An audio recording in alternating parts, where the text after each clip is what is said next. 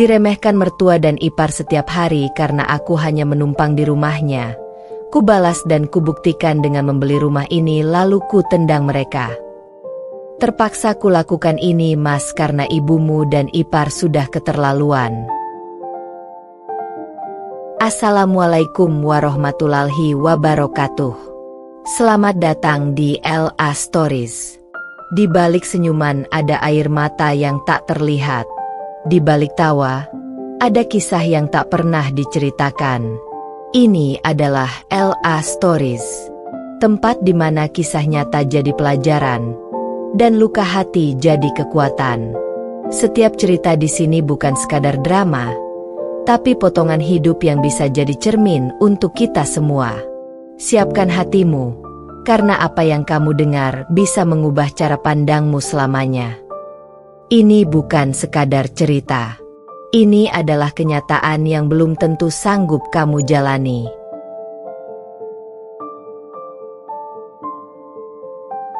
Lara adalah perempuan sederhana yang tiba-tiba harus menumpang di rumah mertua setelah kehilangan tempat tinggal.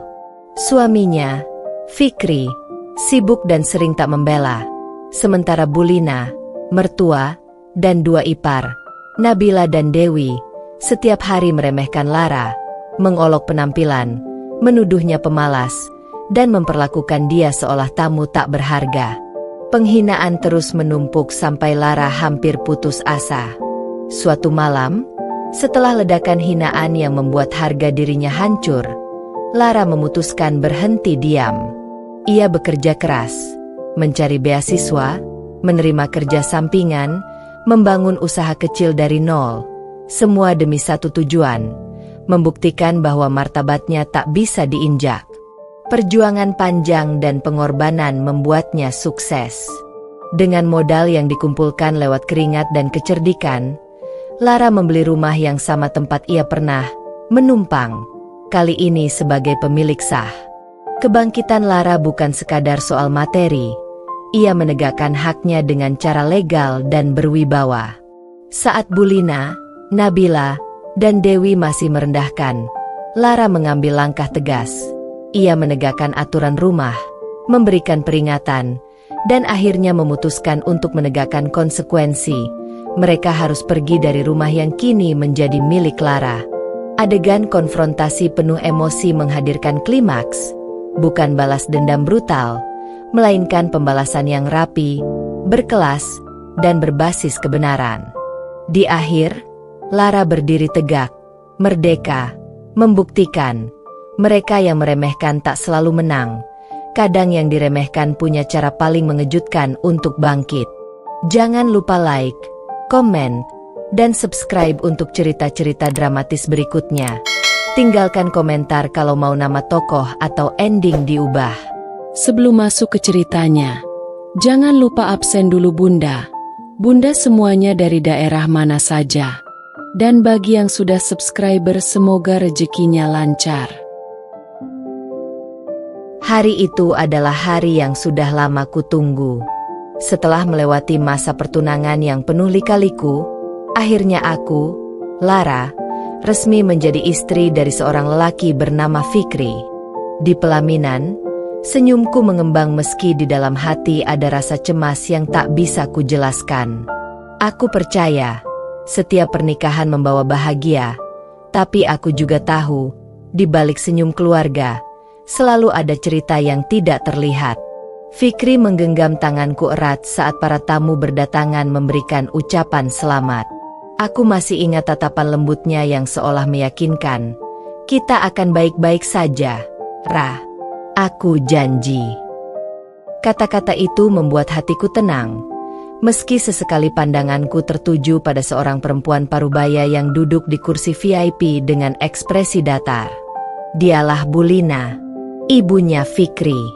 Aku menyadari sejak awal, Bulina tidak begitu menyukaiku. Entah karena aku berasal dari keluarga sederhana, atau karena dia merasa aku tidak cukup layak untuk mendampingi anak laki-lakinya yang dulu bekerja di perusahaan besar. Tapi saat itu aku berusaha menutup mata. Bukankah semua akan berubah setelah pernikahan ini? Bukankah cinta bisa meluluhkan segalanya? Malam pertama kami sebagai suami istri tidaklah sesempurna bayangan orang-orang. Bukannya langsung menempati rumah sendiri, aku justru harus menerima kenyataan bahwa aku dan Fikri akan tinggal sementara di rumah orang tuanya. Hanya sementara, Ra. Sampai kita cukup tabungan untuk rumah sendiri, ucap Fikri saat mengantarku masuk ke rumah besar bercat putih itu. Aku mencoba mengangguk dan tersenyum, meski dalam hati ada rasa kurang nyaman. Bukan karena aku menolak tinggal di rumah mertua, tapi karena aku bisa merasakan hawa dingin menyambut sejak pertama kali kaki ini melangkah ke dalam. Di ruang tamu, Bu Lina sudah menunggu. Ia duduk dengan anggun, mengenakan kebaya coklat muda. Tatapannya meneliti setiap gerak-gerikku. "Jadi, ini menantuku," katanya dengan suara datar. Aku membungkuk hormat.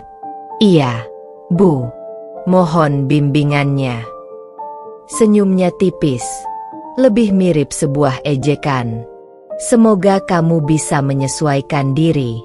Rumah ini punya aturan, dan aku tidak suka kalau ada yang melanggar." Aku hanya bisa mengangguk pelan. Belum sempat lega, dua sosok perempuan lain turun dari lantai atas. Mereka adalah adik-adik Fikri, Nabila dan Dewi.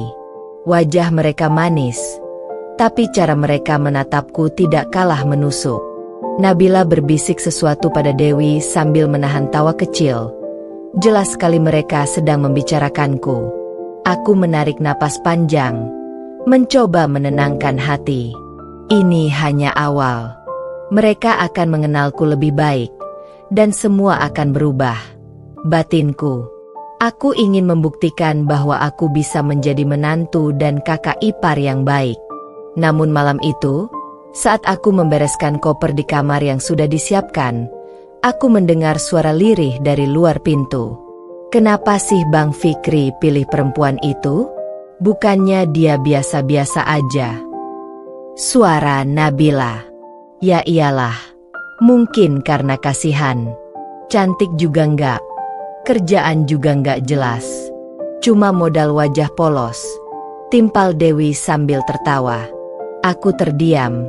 Jemariku yang sedang melipat baju terasa kaku. Air mata hampir jatuh. Tapi ku tahan. Aku tidak boleh terlihat lemah. Aku menoleh pada Fikri yang sudah berbaring di ranjang sambil memainkan ponselnya. Ia pura-pura tidak mendengar, atau mungkin memang benar tidak mendengar. Aku ingin berkata sesuatu, ingin mengadu, tapi lidahku keluh. Aku takut dia merasa aku hanya mencari masalah di awal pernikahan. Malam itu aku tidur dengan perasaan campur aduk. Bahagia karena resmi menjadi istri, tapi juga gelisah karena harus tinggal di bawah atap bersama orang-orang yang sejak awal tidak menginginkanku. Aku berjanji pada diriku sendiri, apapun yang terjadi, aku akan bertahan.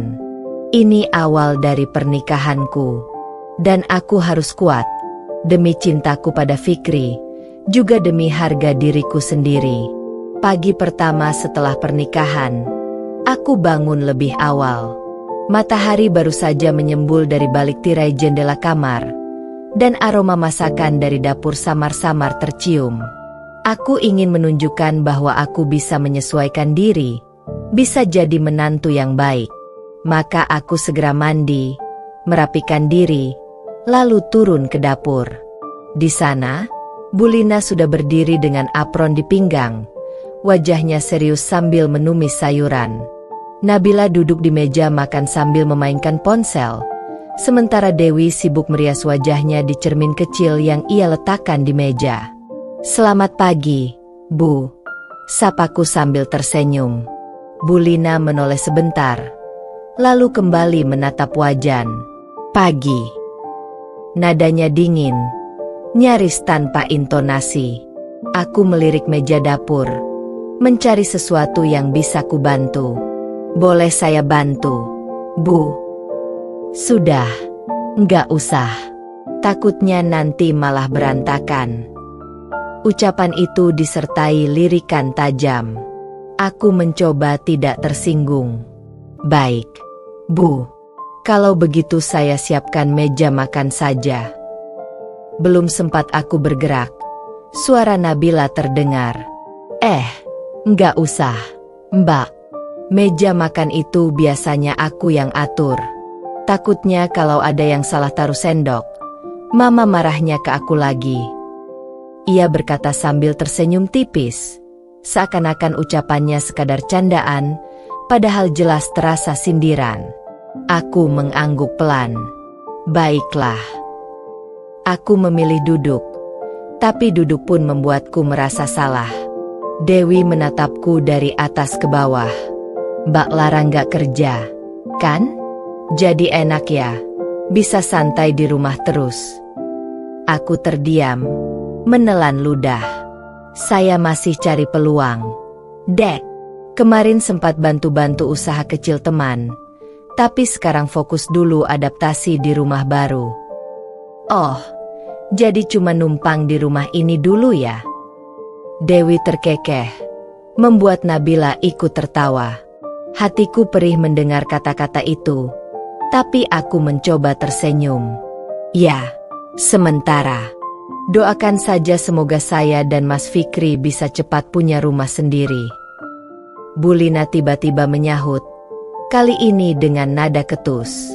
Kalau cuma bisa berharap, kapan tercapai? Hidup itu harus jelas.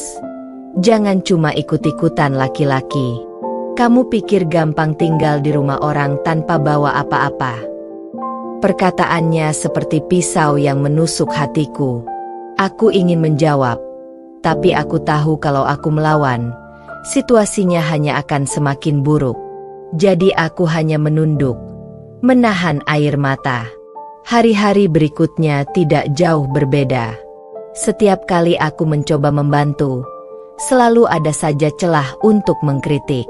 Saat aku mencuci piring, Bu Lina berkomentar, "Kenapa gelas dicuci begitu? Gosoknya harus muter, biar bersih. Kalau enggak, nanti masih berbekas." Saat aku mengepel lantai, Dewi menambahkan, pelnya masih basah, Mbak. Nanti licin. Biasanya aku kalau ngepel lebih kering. Dan ketika aku mencoba memasak makan malam, Nabila menyeringai sambil mencicipi. Rasanya hambar. Kalau di rumah ini, bumbunya harus kuat. Mbak, jangan kayak air rebusan begini. Aku tahu mereka tidak sekadar mengoreksi. Mereka ingin menunjukkan bahwa aku tidak pernah cukup baik. Fikri, sayangnya, jarang ada di rumah. Ia sibuk bekerja hingga larut malam. Ketika aku mencoba bercerita, ia hanya menepuk pundakku. Sudahlah, Ra. Mama memang begitu orangnya. Sabar saja. Nanti juga terbiasa. Tapi, Mas, kata-kata mereka itu sakit sekali. Seolah aku ini bukan bagian dari keluarga. Fikri menarik napas panjang. Aku ngerti, tapi jangan diperbesar. Ya, kita kan masih numpang di rumah Mama. Jangan sampai aku tambah pusing. Kalimat itu membuatku terdiam. Jadi aku yang harus selalu mengalah? Aku yang harus menelan semua hinaan tanpa suara? Puncaknya terjadi suatu sore. Aku baru saja menjemur pakaian ketika Nabila menghampiri. Mbak, itu baju yang dijemur jangan terlalu mepet sama bajuku. Yah, takut ketularan bau. Aku menoleh, terkejut. Maksud kamu? Ya kan Mbak Lara pakai sabun cuci murah. Nanti aromanya beda sama punyaku. Aku nggak suka. Aku terdiam. Wajahku memanas. Dewi yang kebetulan lewat ikut menimpali. Makanya kalau tinggal di rumah orang itu jangan bawa kebiasaan kampungan. Aku menggenggam jemuran erat-erat, menahan diri agar tidak meledak. Tapi mataku basah. Malamnya, Aku menangis diam-diam di kamar. Aku ingin bicara pada Fikri, tapi ia sudah tertidur pulas karena lelah. Aku menatap wajahnya yang damai, lalu berbisik pelan, "Mas, aku kuat demi kamu. Tapi sampai kapan aku harus bertahan?" Itulah hari-hari pertamaku di rumah mertua. Setiap langkahku seolah salah. Setiap tindakanku jadi bahan ejekan. Namun aku tahu satu hal, aku tidak boleh menyerah. Mereka boleh meremehkan, tapi aku akan mencari cara untuk membuktikan bahwa aku bukan perempuan lemah yang bisa diinjak-injak. Hari itu, rumah Bu Lina tampak lebih ramai dari biasanya. Beberapa kerabat dekat datang untuk menghadiri acara arisan keluarga. Aku, sebagai menantu baru, berusaha sebaik mungkin menampilkan diri dengan sopan dan ramah. Aku menyiapkan camilan, membuat minuman, dan membantu membereskan ruang tamu. Namun, sejak pagi, aku bisa merasakan tatapan tidak menyenangkan dari Bu Lina. Wajahnya terlihat kaku, seakan tidak puas dengan apapun yang kulakukan. "Lara, kamu jangan asal taruh gelas di meja. Itu harus rapi, simetris. Masa begitu aja nggak bisa?" tegurnya dengan suara cukup keras, padahal beberapa tamu sudah mulai berdatangan. Aku tersenyum kecil, menahan rasa malu. "Iya, Bu. Maaf." Nabila dan Dewi duduk di sofa sambil tertawa-tawa, jelas menikmati saat aku dipermalukan. Acara pun dimulai. Para tamu berbincang hangat. Suasana sempat terasa nyaman. Hingga salah satu tante dari pihak keluarga Fikri berkata dengan ramah kepadaku, "Lara, kamu cantik sekali. Beruntung Fikri dapat istri sebaik kamu. Pasti kamu juga pintar mengurus rumah." "Ya." Aku hendak menjawab dengan senyum ketika tiba-tiba Bu Lina menyela dengan tawa kecil. "Ah, jangan salah, Mbak. Anak saya ini kasihan sebenarnya. Lara itu orangnya polos. Tapi kalau soal kerja rumah masih jauh. Masakannya hambar. Cuciannya kadang masih ada bau sabun. Ngepel pun sering bikin lantai licin. Jadi ya, kalau dibilang pintar urus rumah, masih perlu banyak belajar." Tawa kecil terdengar dari beberapa tamu, meski sebagian mencoba menahan. Wajahku memanas, jantungku berdegup kencang. "Bu." Suaraku nyaris tak terdengar. Tapi Bu Lina melanjutkan dengan nada lebih lantang, seolah ingin memastikan semua orang mendengar. "Ya namanya juga numpang di rumah orang. Ya harus siap belajar. Jangan sampai nyusahin tuan rumah." Kata "numpang" itu membuat dadaku sesak. Aku merasa seperti ditelanjangi di depan banyak orang. Nabila dan Dewi saling pandang sambil terkikik, sementara aku hanya bisa menunduk, menahan air mata yang hampir jatuh. Salah satu tante berusaha menengahi. "Ah, Bu Lina, namanya juga baru menikah. Wajar kalau masih menyesuaikan. Lara kan anak baik." Namun Bu Lina tetap bersikeras. "Saya hanya bicara apa adanya.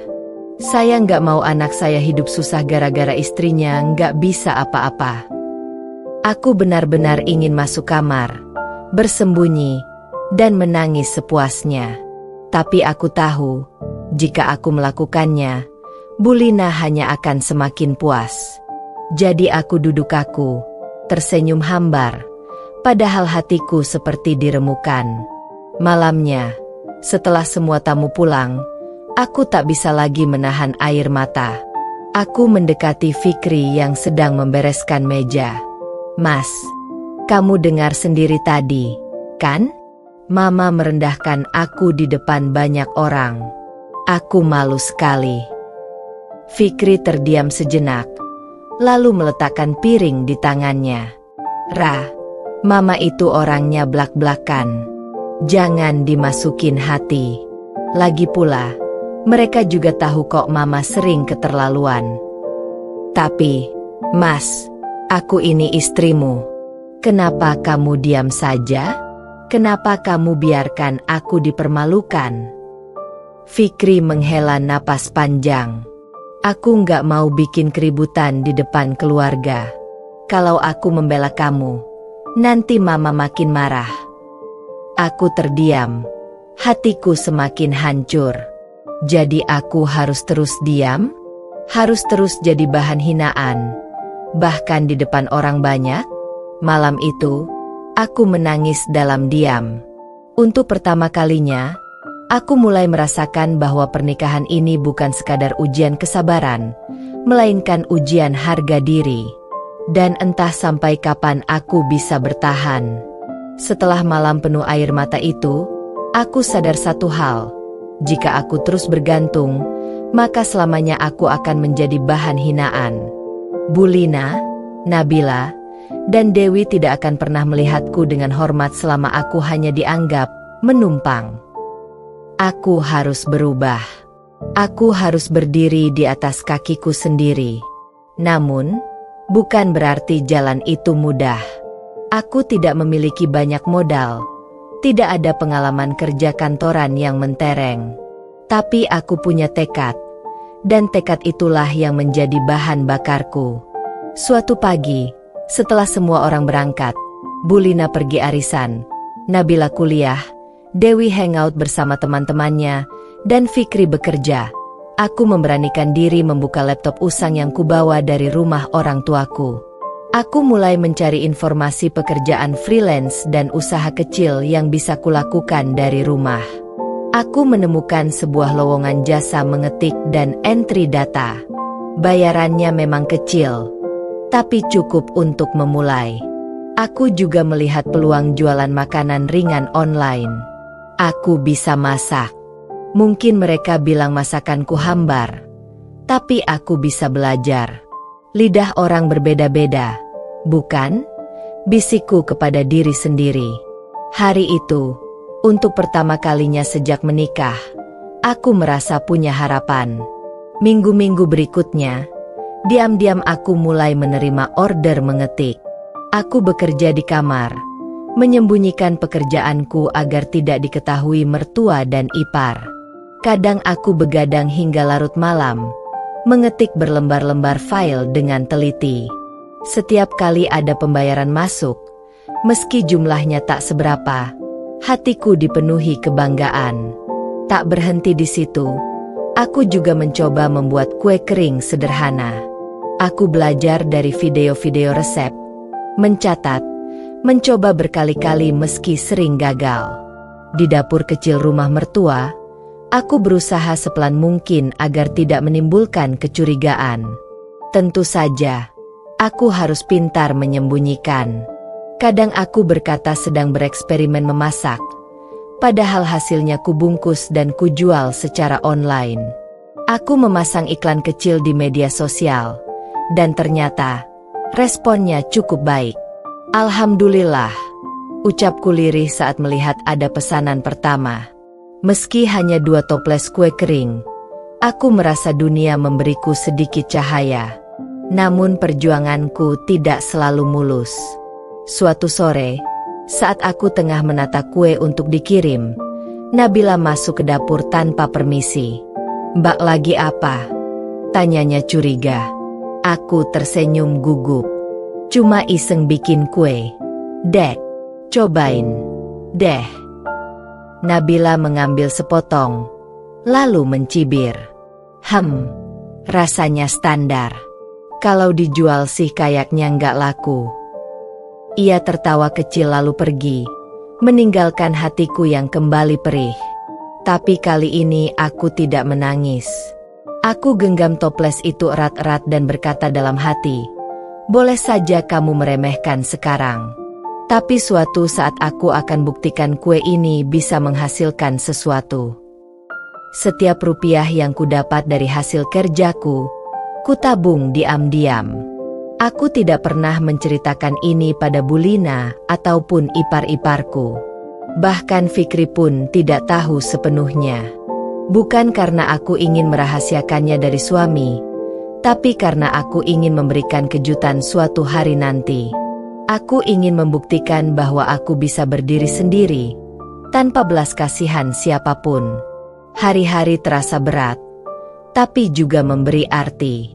Saat aku mengetik hingga jari-jariku pegal, atau saat aku membungkus kue hingga larut malam, aku merasa hidupku mulai memiliki arah.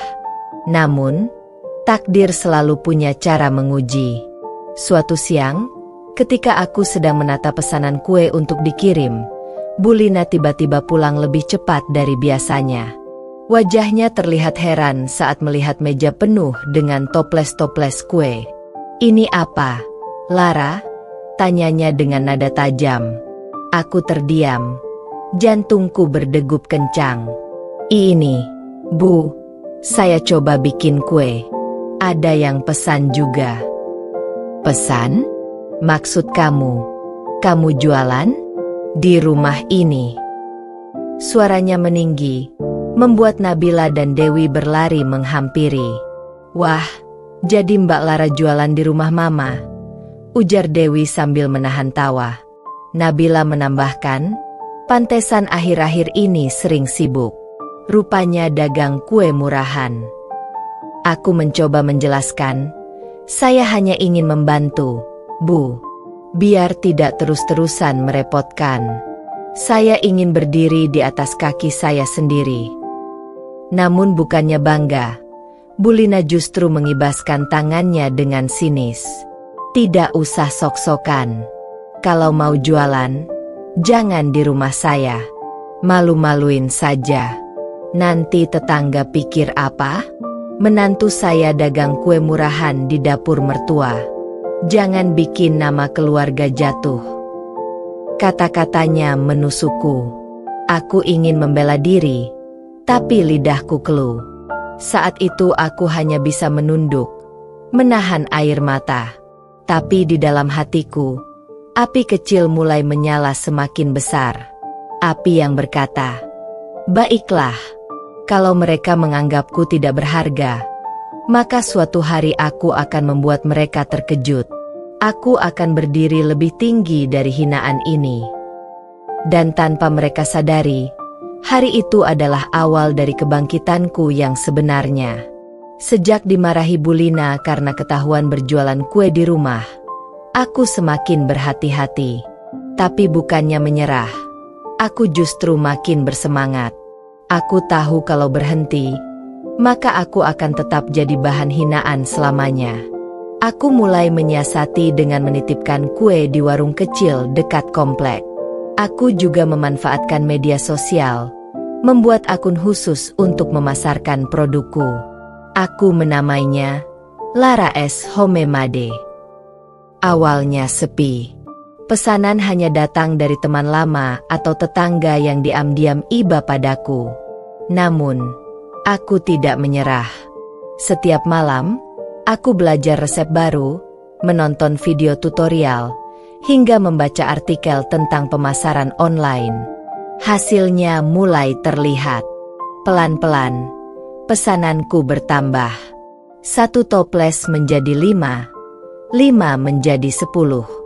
Bahkan ada pelanggan yang mulai rutin memesan tiap minggu. Aku senyum sendiri setiap kali notifikasi transfer masuk di ponselku. Meski kecil, itu bukti bahwa aku mampu. Sayangnya, di rumah, aku tetap dianggap sebelah mata. Mbak Lara masih sibuk sama kue murahan itu," sindir Dewi suatu sore. Ya ampun, aku heran deh. Mau sampai kapan coba? Kalau mau kaya ya kerja di kantor, bukan di dapur. Tambah Nabila sambil melirikku dengan tatapan meremehkan. Aku hanya tersenyum tipis. Biar waktu yang jawab, batinku. Bu Lina pun tidak kalah ketus. "Jangan sampai kegiatanmu bikin malu keluarga, Ra.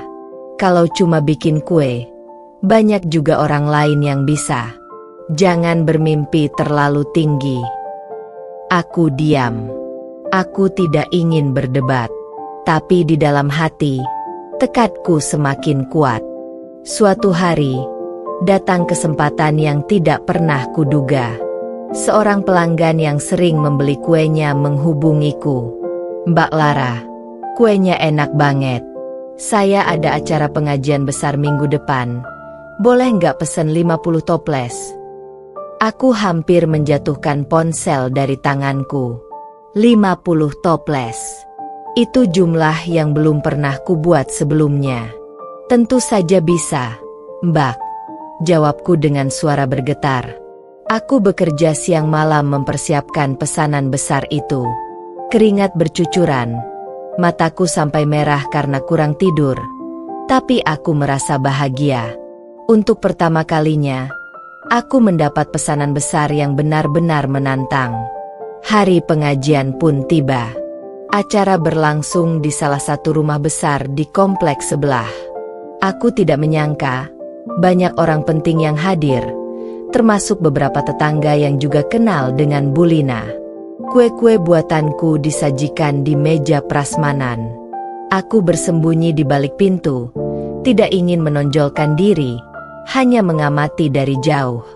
Namun, yang terjadi membuatku hampir menitikkan air mata, bukan karena sedih, tapi karena bahagia. Enak banget kuenya ini. Siapa yang bikin?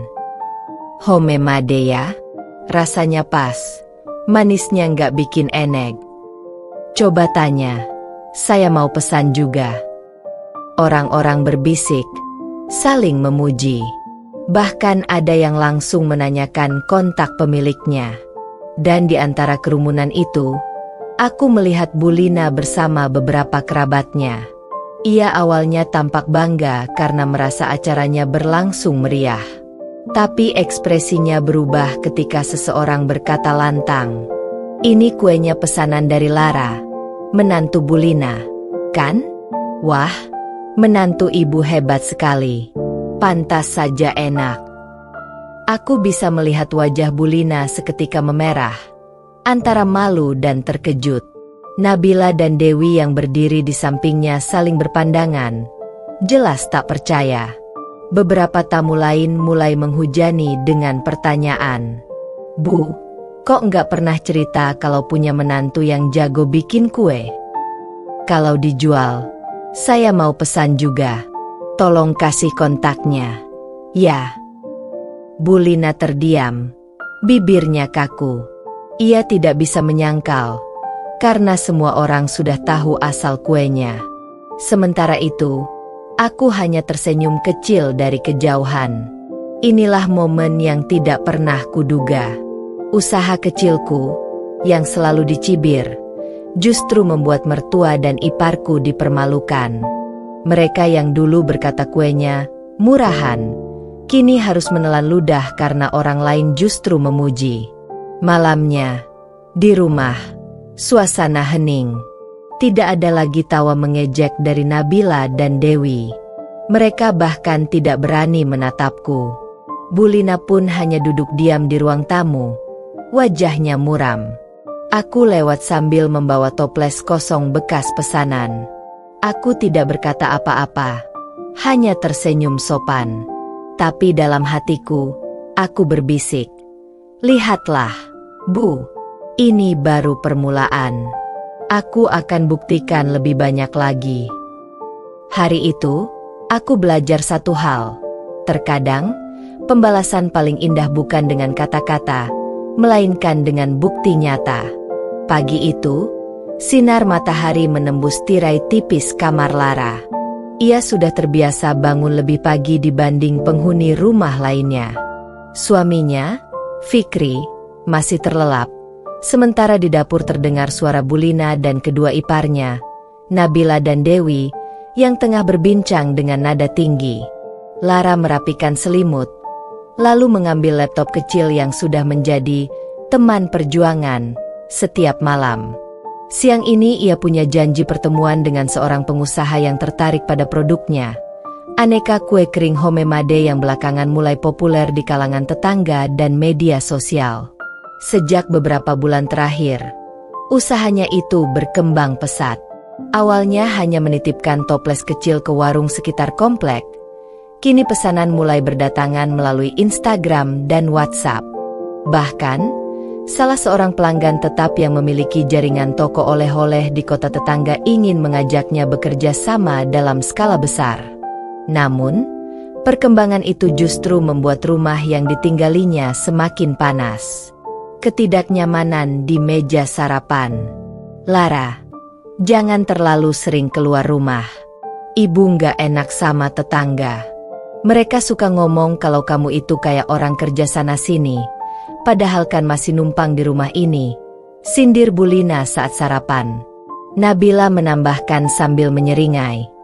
Iya, Bu. Lagian usaha kecil-kecilan kayak gitu kan gak bakal lama. Paling juga sebentar tutup, terus balik lagi jadi beban. Dewi terkekeh. Kasihan. Ya, Mas Fikri kerja banting tulang. Istrinya malah sibuk mainan kue. Nggak fokus ngurus rumah. Lara terdiam, menunduk pada nasi uduk di piringnya. Hatinya panas, tapi ia menahan diri. Ia tahu, semakin ia melawan, semakin keras tekanan yang akan diterimanya.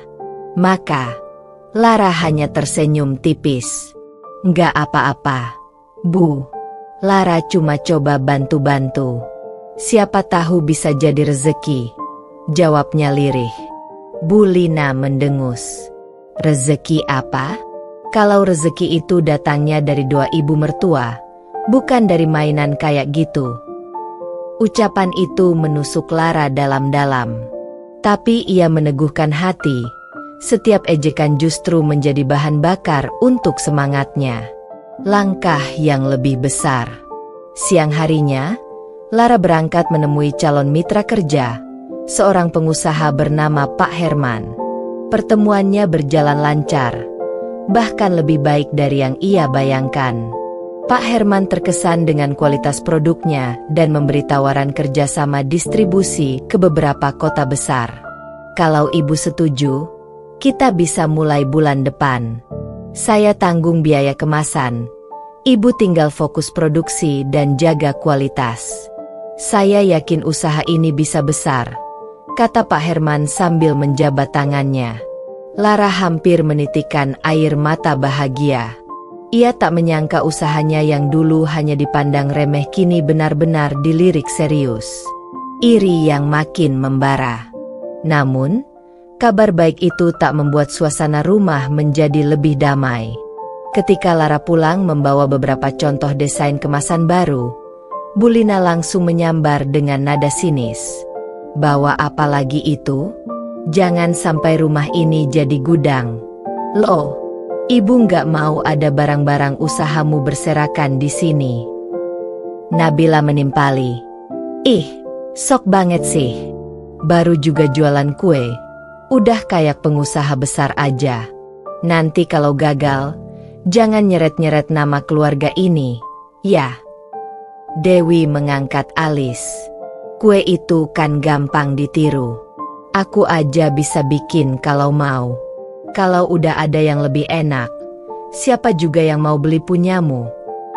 Ucapan itu membuat Lara tercekat. Ia sadar, iri hati Bu Lina dan iparnya sudah bukan lagi sekadar sindiran, tapi benar-benar berniat menjatuhkannya. Mereka mulai menyebarkan gosip ke tetangga. Katanya Lara hanya numpang nama. Katanya ia menipu pelanggan dengan harga mahal. Katanya semua itu hanya pencitraan. Bahkan, suatu sore Lara mendengar dengan telinganya sendiri ketika Bu Lina berbicara dengan salah satu tetangga. Ah, jangan percaya sama dagangan Lara. Itu cuma gaya-gayaan. Hidupnya aja masih numpang. Kok? Hati yang menguat. Malam itu Lara menangis dalam diam. Ia merasa letih, tapi juga semakin yakin pada tekadnya. Ia berjanji, apapun yang terjadi, ia akan terus berusaha. Tidak lagi demi gengsi, tapi demi harga diri, agar suatu saat ia bisa berdiri tegak dan menunjukkan bahwa tidak ada yang salah dengan mimpinya.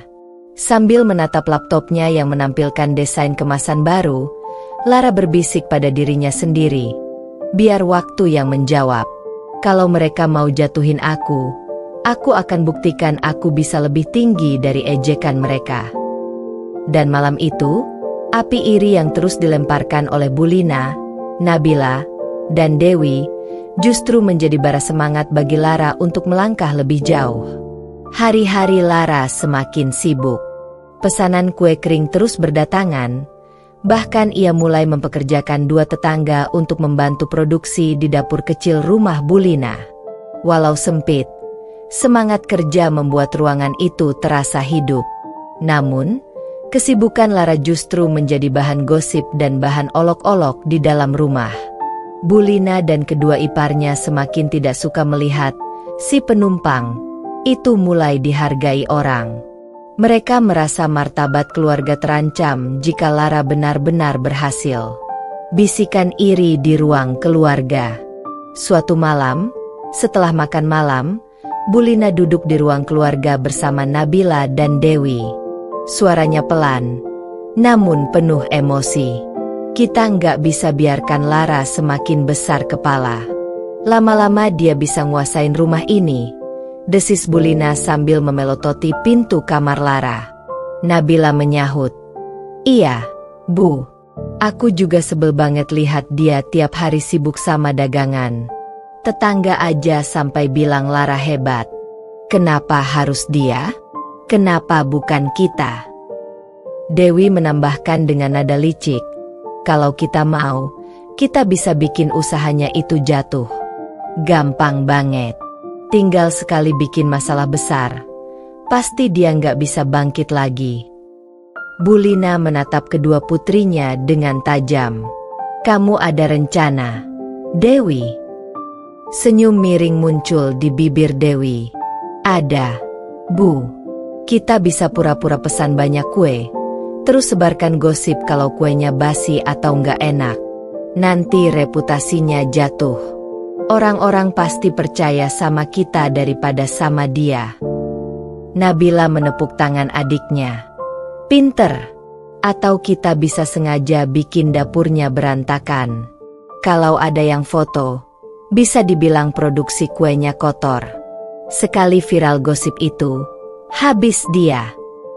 Bulina tersenyum puas. "Bagus. Lakukan apa saja. Ibu nggak mau nama keluarga ini dipermalukan sama menantu yang cuma numpang." Rencana jahat mulai bergerak. Beberapa hari kemudian, Dewi melancarkan aksinya. Ia pura-pura memesan puluhan toples kue untuk acara arisan temannya. Lara senang, menganggap ini sebagai kepercayaan dari iparnya. Ia bekerja keras hingga larut malam, memastikan pesanan itu sempurna. Namun, setelah kue itu sampai ke tangan Dewi, ia dengan sengaja membiarkannya terbuka semalaman agar cepat melempem. Esok harinya, Dewi pura-pura marah-marah di depan tetangga. "Lihat ini, kue bikinan Lara ternyata nggak enak. Cepat basi pula. Untung aku nggak kasih ke tamu, bisa malu besar aku," teriak Dewi dengan nada drama. Beberapa tetangga yang mendengar langsung berbisik-bisik. Gosip pun mulai menyebar. Tak hanya itu, Nabila dengan sengaja masuk ke dapur saat Lara sedang keluar sebentar membeli bahan. Ia mengacak-acak meja, menumpahkan tepung, dan mengambil beberapa foto. Malamnya, ia menyebarkan foto itu di grup WhatsApp keluarga besar. "Tuh, lihat, dapurnya jorok banget. Kayak gini mau jualan makanan? Bisa keracunan orang nanti," tulis Nabila dengan emotikon jijik. Benturan dengan kebenaran. Ketika Lara mengetahui gosip itu, ia hampir roboh. Pesanan mulai berkurang. Beberapa pelanggan membatalkan transaksi. Bahkan, Pak Herman yang sebelumnya ingin bekerja sama menunda pertemuan. Malam itu Lara menangis di dalam kamar. Fikri berusaha menenangkan, tapi suaminya sendiri tidak banyak bicara. Ia bingung harus membela siapa, ibunya atau istrinya. Namun, Lara tahu ia tidak boleh menyerah. Ia mulai menghubungi pelanggan lama satu persatu, meminta mereka jujur soal kualitas kuenya. Anehnya, semua pelanggan yang pernah membeli justru memuji produknya. Dari situlah Lara mulai curiga bahwa gosip ini hanyalah permainan busuk dari dalam rumah itu sendiri. Awal kebangkitan dari jerat. Suatu siang, tanpa sengaja Lara mendengar percakapan Nabila dan Dewi di kamar. Mereka tertawa membicarakan bagaimana gosip itu sukses membuat reputasi Lara turun. Nanti kalau dia udah bangkrut, kita yang jadi pemenang. Biar dia kapok, kata Dewi sambil terkekeh. Hati Lara bergetar hebat. Ia menutup mulut agar tidak ketahuan, tapi air matanya jatuh deras. Malam itu ia berjanji pada dirinya sendiri. Mereka boleh merencanakan 1000 cara untuk menjatuhkannya, tapi ia akan menemukan satu cara untuk bangkit lebih tinggi lagi. Dan kali ini, Lara tak lagi hanya ingin membuktikan diri. Ia ingin menunjukkan bahwa fitnah tak bisa menghancurkan kebenaran. Malam itu, Lara duduk termenung di depan laptopnya. Gosip yang ditebar Bulina, Nabila, dan Dewi membuat hampir setengah dari pelanggannya mundur. Tapi di tengah kekecewaan itu, ada beberapa pelanggan setia yang masih menghubunginya. Aku percaya sama kualitas kue Mbak Lara. Selama ini selalu enak dan bersih. Kok? Jangan dengarkan gosip. Begitu isi salah satu pesan. Kata-kata itu seperti cahaya kecil di tengah gelap. Lara tersadar, fitnah memang bisa merusak, tapi kepercayaan yang tulus akan selalu menjadi benteng. Maka, ia memutuskan untuk melawan, bukan dengan teriak-teriak membalas, tapi dengan membuktikan kebenaran secara nyata. Sebuah ide brilian. Keesokan harinya, Lara mengetik sebuah pesan singkat dan mengirimkannya ke pelanggan-pelanggan yang sempat ragu. Assalamualaikum, saya Lara. Dengan segala hormat, saya ingin mengundang ibu bapak yang pernah membeli kue saya untuk datang langsung melihat proses produksi di dapur kami. Semua gratis, tanpa syarat. Silakan lihat bagaimana kami membuat kue dengan bersih, higienis, dan penuh hati. Terima kasih. Ia juga memposting undangan itu di media sosial dengan foto sederhana dapurnya yang sudah ia rapikan. Awalnya ia ragu, apakah ada yang mau datang? Tapi tak disangka, beberapa pelanggan membalas dengan antusias. Bahkan, salah satu food vlogger lokal yang pernah mencoba kuenya juga menghubungi. Wah, boleh banget Mbak. Saya akan datang dan bikin konten, biar masyarakat tahu yang sebenarnya. Hari pembuktian. Hari Minggu pagi, beberapa pelanggan berdatangan. Ada ibu-ibu komplek, ada mahasiswa, bahkan ada keluarga kecil yang membawa anak-anaknya.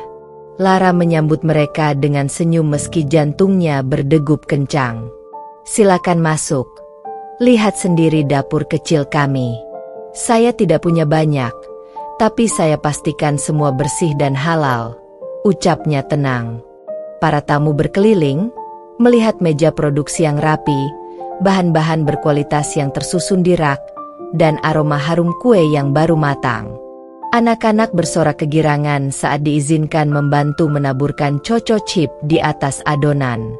Salah seorang ibu berkata lantang, "Wah, ternyata dapurnya jauh lebih bersih dari gosip yang beredar. Fitnah itu memang keterlaluan." Seorang mahasiswa langsung mengunggah video singkat ke media sosialnya, menuliskan caption, "Bersih, enak, dan terpercaya. Jangan percaya gosip murahan." Kue Lara. Fitnah terbalik menjadi senjata. Di ruang tamu, Bulina, Nabila, dan Dewi hanya bisa ternganga melihat banyak orang keluar masuk rumah. Mereka tidak menyangka undangan Lara akan mendapat respon sebesar itu. "Bu, kok jadi rame gini? Malah makin bikin nama dia naik," bisik Nabila panik. Bulina menggertakkan gigi. "Diam kau. Semua ini pasti ada akalnya. Tapi tenang, Cepat atau lambat orang-orang akan tahu siapa dia sebenarnya. Namun, siang itu justru kenyataan pahit menampar mereka. Food vlogger yang datang langsung membuat konten, menyanjung kue Lara dengan kalimat manis. Bukan cuma enak, tapi dibuat dengan cinta dan kebersihan. Saya rekomendasikan banget. Konten itu viral di media sosial lokal, membuat nama Lara semakin harum. Pesanan yang sempat merosot justru melonjak 2 kali lipat. Benturan di malam hari. Malam harinya, Bu Lina meledak di ruang makan. "Lara, kamu pikir dengan acara tadi kamu bisa seenaknya di rumah ini? Kamu bikin malu keluarga. Orang-orang lalu lalang, kayak rumah ini pasar." Lara menatap mertuanya dengan tenang. "Maaf, Bu. Lara tidak bermaksud begitu. Lara hanya ingin jujur pada pelanggan. Gosip yang beredar sudah keterlaluan. Lara harus buktikan kebenaran." Nabila menyeringai sinis. "Ah, jangan sok suci deh. Kamu cuma cari perhatian biar dianggap hebat. Padahal kamu masih numpang di sini." Dewi menambahkan dengan nada tajam. "Iya. Kalau mau usaha gede-gedean, ya keluar dari rumah ini. Jangan bikin nama keluarga jadi jelek." Untuk pertama kalinya, Lara menatap mereka dengan sorot mata penuh keberanian. "Baik, kalau itu yang kalian mau, suatu hari nanti aku akan keluar. Bukan karena kalian mengusirku, tapi karena aku mampu berdiri sendiri. Dan ingatlah, kebenaran tidak bisa selamanya ditutupi." Suasana hening sejenak. Kata-kata itu seperti tamparan keras bagi Bu Lina dan putrinya. Tekad baru. Malam itu, Lara kembali ke kamarnya dengan senyum kecil di wajahnya. Ia tahu peperangan belum selesai. Bu Lina dan kedua iparnya pasti akan mencari cara lain untuk menjatuhkannya. Tapi kini Lara sudah membuktikan satu hal penting.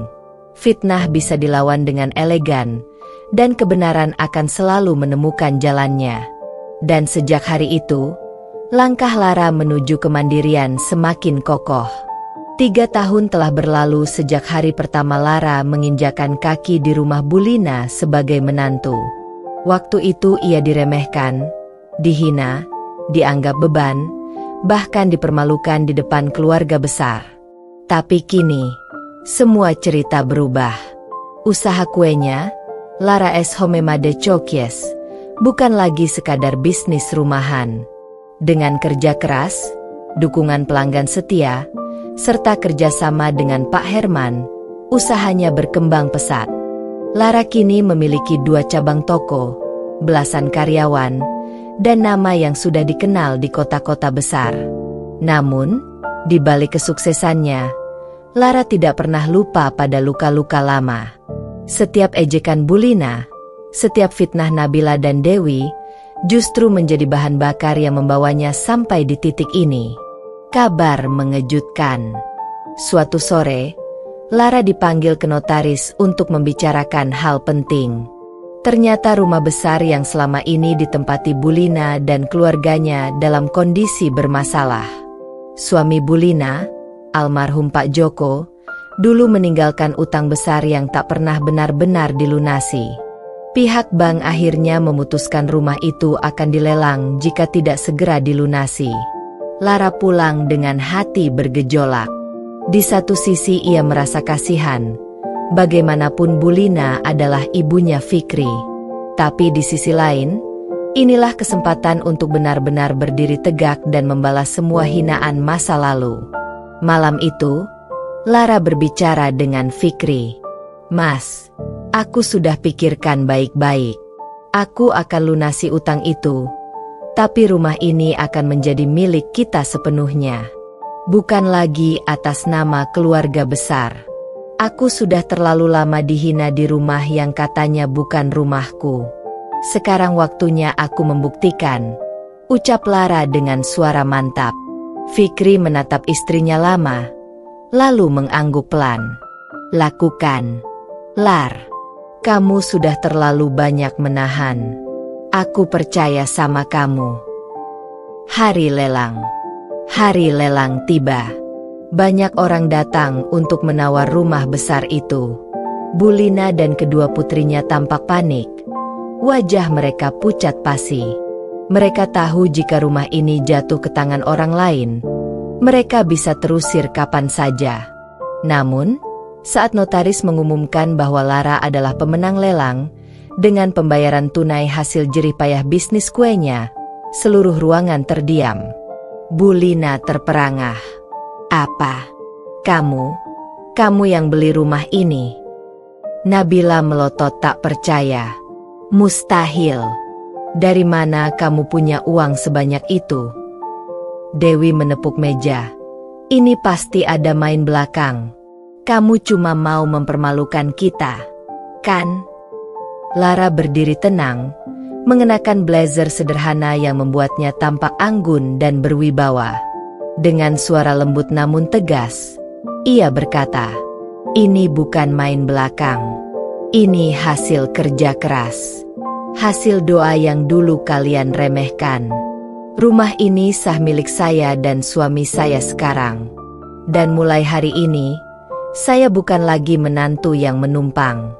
Saya pemilik sah rumah ini." Klimaks di ruang tamu. Setelah proses selesai, Lara mengumpulkan semua penghuni rumah di ruang tamu. Ia berdiri di tengah, sementara Bulina, Nabila, dan Dewi duduk dengan wajah merah padam. "Bu, Mbak Nabila, Mbak Dewi," Lara memulai dengan nada tenang. "Saya tidak akan pernah lupa bagaimana dulu saya diremehkan setiap hari di rumah ini. Dibilang beban, dibilang numpang, dibilang tidak pantas. Saya sabar, saya diam, tapi saya tidak berhenti berjuang." Ia menatap mereka satu persatu. Dan sekarang, Allah membalikkan keadaan. Rumah yang dulu kalian banggakan sebagai milik kalian, sekarang sah milik saya. Kalian boleh tetap tinggal, asal tahu batas. Tapi kalau masih terus meremehkan, pintu keluar terbuka lebar. Bulina tercekat.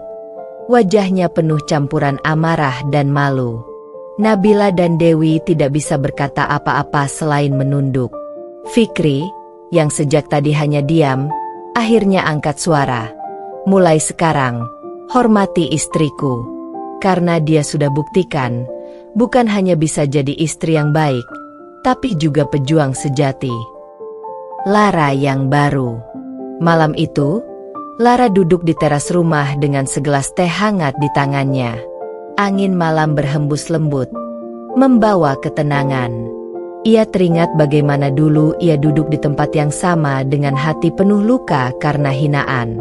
Kini, di tempat yang sama, ia duduk sebagai pemenang. Dengan mata menatap langit, Lara berbisik lirih. "Terima kasih, ya Allah. Aku berhasil membuktikan. Mereka boleh menghina, tapi kau angkat derajatku." Dan malam itu, Lara tahu, hidupnya tidak akan pernah sama lagi. Sejak rumah resmi menjadi milik Lara, suasana di dalamnya berubah drastis. Bukan karena Lara berkuasa dengan arogan, ia tetap rendah hati, tidak pernah menyinggung atau menghina. Tapi karena Bulina, Nabila, dan Dewi merasa harga diri mereka diinjak-injak. Setiap kali melihat Lara berjalan dengan percaya diri, mereka seperti terbakar iri. Bagi mereka, Lara tetaplah menantu miskin yang dulu hanya menumpang. Sulit menerima kenyataan bahwa kini Lara adalah pemilik sah rumah yang mereka banggakan sejak lama. Bisikan dendam. Suatu malam, Bulina duduk bersama Nabila dan Dewi di kamar. Wajahnya muram, suaranya bergetar penuh amarah. "Tidak bisa. Ibu tidak bisa terima menantu itu nginjak kepala kita. Rumah ini harus balik ke tangan kita." Nabila menimpali dengan suara tinggi. "Iya, Bu. Masa kita hidup di rumah yang sudah jadi milik Lara? Malu banget kalau tetangga tahu. Dewi menyeringai. Tenang, kita bisa jatuhin dia. Kalau kita bisa buktikan usahanya kotor, misalnya pakai bahan murahan atau nggak punya izin, bisnisnya bisa hancur. Sekali usahanya jatuh, dia nggak bakal bisa sombong lagi. Bu Lina menatap putrinya dengan sorot penuh rencana. Baik, kita cari cara. Kita laporkan dia ke dinas kesehatan, bilang usahanya tidak layak. Langkah licik. Beberapa hari kemudian, Nabila diam-diam melaporkan Lara ke dinas kesehatan, menyebut dapur produksinya kotor dan tidak sesuai standar. Ia bahkan menyelipkan foto lama yang dulu sengaja ia buat saat mengacak-acak dapur Lara. Tak lama, petugas datang untuk melakukan inspeksi mendadak. Lara terkejut, tapi ia menyambut dengan ramah. Silakan, Pak, Bu. Ini dapur produksi kami. Semua bahan selalu baru, peralatan rutin dibersihkan. Kalau ada yang kurang, saya siap memperbaiki, ucapnya tenang. Petugas memeriksa satu persatu, mencatat dengan serius. Bu Lina, Nabila, dan Dewi mengintip dari ruang tamu dengan senyum licik, menunggu Lara dipermalukan. Namun, hasilnya di luar dugaan mereka. Justru dapur ini sangat higienis. Peralatan lengkap, bahan tersimpan baik. Ibu Lara, Anda malah bisa jadi contoh bagi UMKM lain. Kami akan bantu menguruskan sertifikat resmi untuk usaha Anda, kata salah seorang petugas sambil tersenyum puas. Lara mengucap syukur, sementara wajah Bu Lina dan kedua putrinya seketika pucat pasi. Malu di depan tetangga. Kabar bahwa usaha Lara mendapatkan sertifikat resmi langsung menyebar ke lingkungan sekitar. Para tetangga yang dulu percaya gosip kini berbondong-bondong datang memberi selamat. Wah, hebat ya, Lar. Pantas aja kue-kue kamu enak. Ternyata dapurnya memang bersih. Selamat, Bu Lara. Semoga usahanya makin maju. Di sisi lain, gosip berbalik arah. Orang-orang mulai berbisik tentang Bu Lina dan putrinya. Dengar-dengar, justru mereka yang laporin Lara.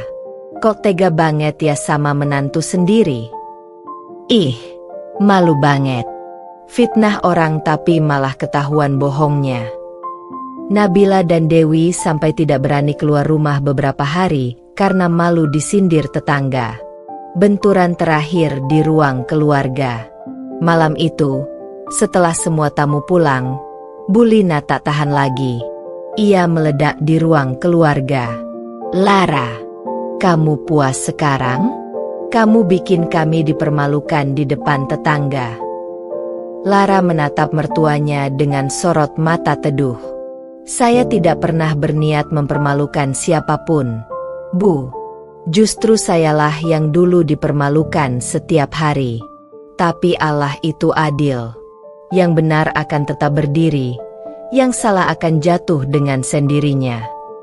Nabila menunjuk Lara dengan gemetar. Kamu itu licik. Kamu sengaja menjatuhkan kami. Lara tersenyum pahit. Tidak, Mbak. Saya tidak menjatuhkan siapapun. Kalian jatuh karena perbuatan kalian sendiri. Ucapan itu membuat ruang tamu hening. Fikri, yang sejak tadi mendengarkan, akhirnya angkat bicara. Ibu, Mbak Nabila, Mbak Dewi, sudah cukup. Jangan teruskan dendam ini. Sekarang saatnya belajar menerima kenyataan. Lara bukan musuh kita. Dia istri saya, pemilik sah rumah ini, dan orang yang kerja keras sampai bisa membawa nama keluarga naik. Kalau kalian masih menganggap dia musuh, berarti kalian sedang bermusuhan dengan diri sendiri. Kejatuhan yang nyata. Malam itu, Bu Lina tidak lagi bisa berkata apa-apa. Ia masuk ke kamarnya dengan wajah penuh malu. Nabila dan Dewi hanya bisa saling pandang. Menyadari semua rencana licik mereka justru berbalik mempermalukan diri sendiri.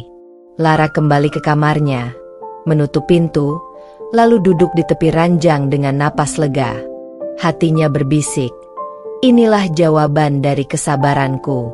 Aku tidak perlu berteriak membalas, cukup buktikan dengan kebenaran. Dan sejak saat itu, posisi Lara semakin tak tergoyahkan. Dari menantu yang diremehkan, ia kini menjadi sosok yang disegani, bahkan oleh orang-orang yang dulu paling membencinya. Hari-hari setelah insiden laporan palsu itu berjalan dengan penuh ketegangan. Walau usaha Lara semakin berkembang dan pelanggan makin banyak, suasana rumah justru kian panas. Bu Lina, Nabila, dan Dewi tidak pernah benar-benar berhenti.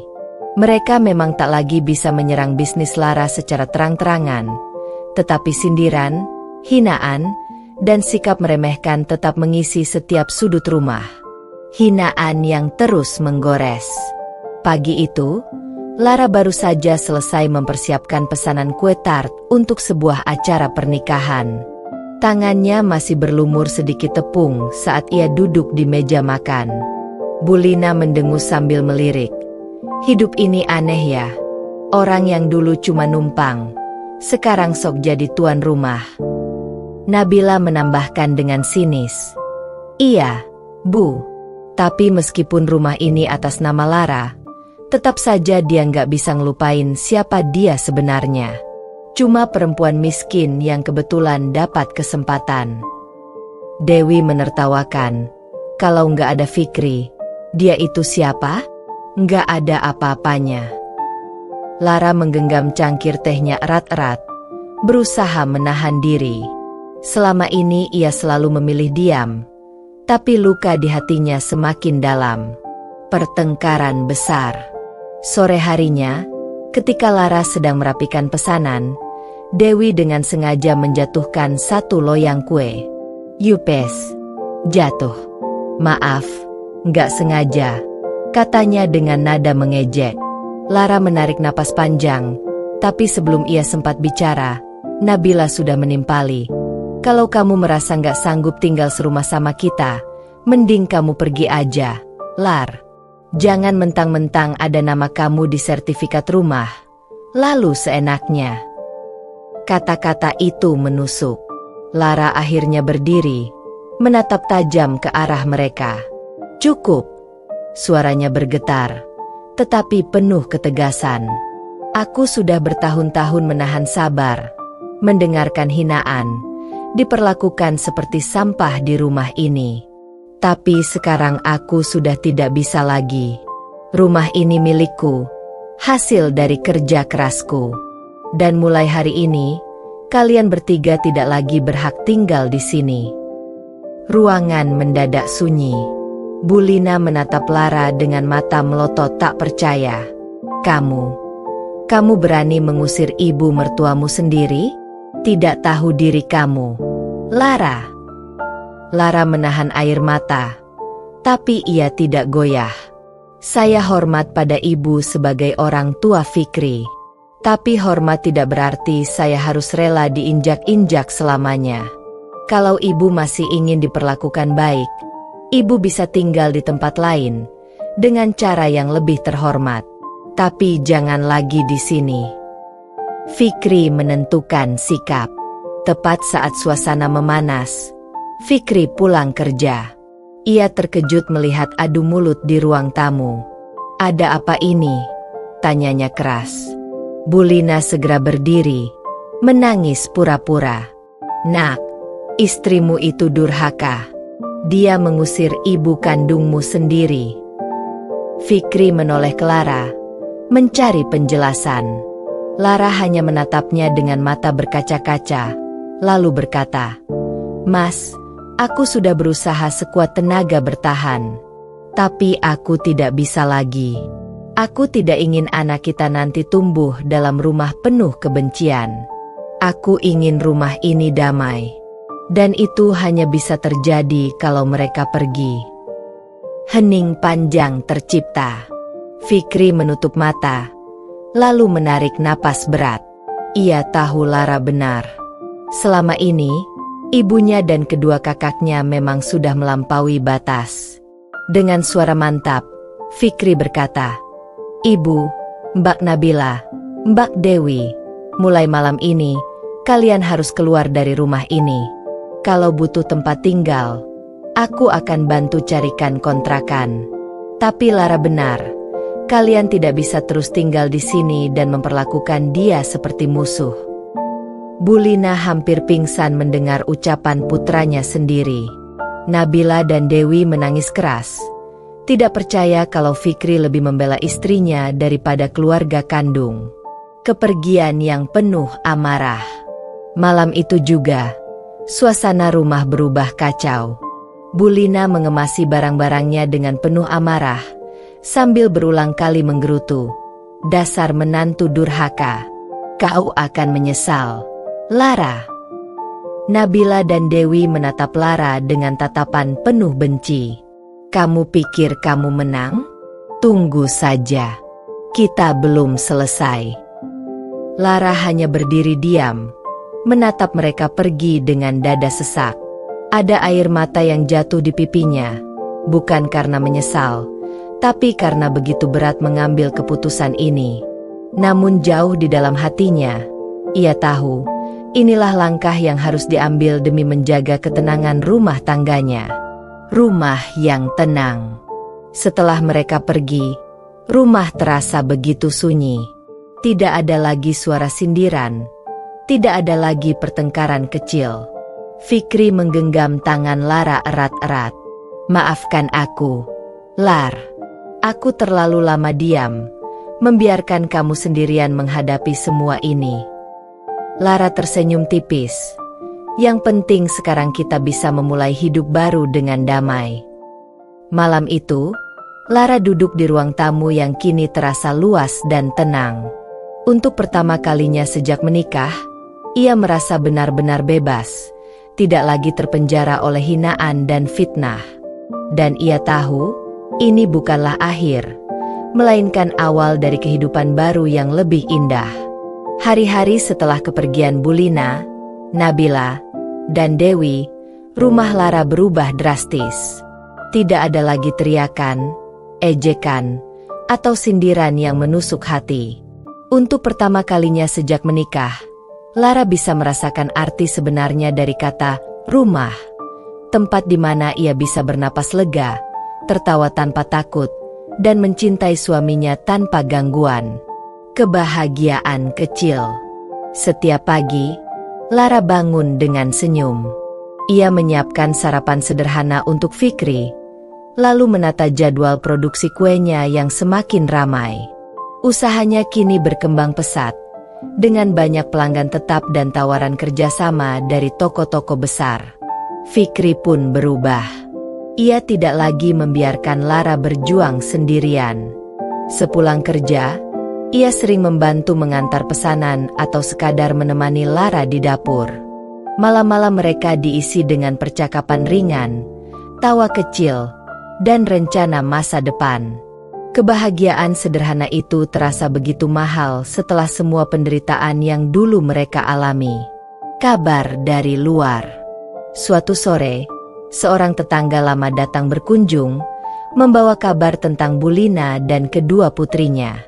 Ternyata sekarang Bulina tinggal di rumah kontrakan kecil di pinggiran kota. Nabila kehilangan pekerjaannya, dan Dewi usahanya bangkrut. Mereka sering bertengkar satu sama lain. Katanya hidupnya jadi susah sejak keluar dari rumahmu.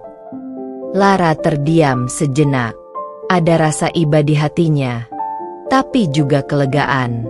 Semua yang terjadi bukan semata-mata karena dirinya, melainkan buah dari sikap mereka sendiri. Fikri menggenggam tangannya. "Jangan terlalu dipikirkan, Lar. Mereka harus belajar dari kesalahan. Kamu sudah cukup menderita dulu. Sekarang giliranmu hidup tenang." Lara mengangguk. Ia memilih tidak menyimpan dendam, tapi juga tidak memberi celah lagi untuk disakiti. Rumah yang penuh kehangatan. Beberapa bulan kemudian, Rumah Lara dipenuhi suasana baru, suara tangisan bayi kecil yang lahir dari rahimnya. Anak pertama mereka, Aisyah, menjadi pelengkap kebahagiaan. Setiap malam, Lara menatap wajah putrinya dengan air mata syukur. Aku janji, nak, kamu gak akan pernah merasakan sakit hati seperti yang Mama rasakan dulu. Rumah ini akan selalu jadi tempat amanmu. Fikri memeluk mereka berdua, merasakan kehangatan yang tidak pernah ia bayangkan sebelumnya. Penyesalan yang terlambat. Di sisi lain, Bulina sering termenung di kontrakannya yang sepi. Ia menatap foto keluarga lama, teringat bagaimana dulu ia begitu keras terhadap Lara. Seandainya aku tidak terlalu egois, mungkin aku masih bisa tinggal bersama anakku, gumamnya dengan mata berkaca-kaca. Nabila dan Dewi pun hidup penuh kesulitan. Nabila harus bekerja serabutan, sementara Dewi berkali-kali gagal membuka usaha. Mereka sering mengingat Lara, bukan dengan benci lagi, tapi dengan rasa menyesal. Namun waktu tidak bisa diputar kembali.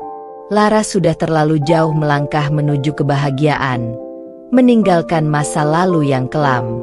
Penutup manis. Sore itu, Lara duduk di teras rumahnya sambil menggendong Aisyah. Angin sepau-sepau menyapu wajahnya. Dari dapur terdengar suara Fikri yang sedang menyiapkan teh hangat. Lara tersenyum bahagia. Ia teringat semua perjalanan panjangnya. Dari dihina, diremehkan, hingga akhirnya bisa berdiri tegak dengan usaha dan martabatnya sendiri. Kini, rumah yang dulu penuh air mata telah berubah menjadi rumah penuh cinta. Dan Lara tahu, inilah balasan paling indah dari Tuhan untuk kesabaran dan kerja kerasnya. Tamat.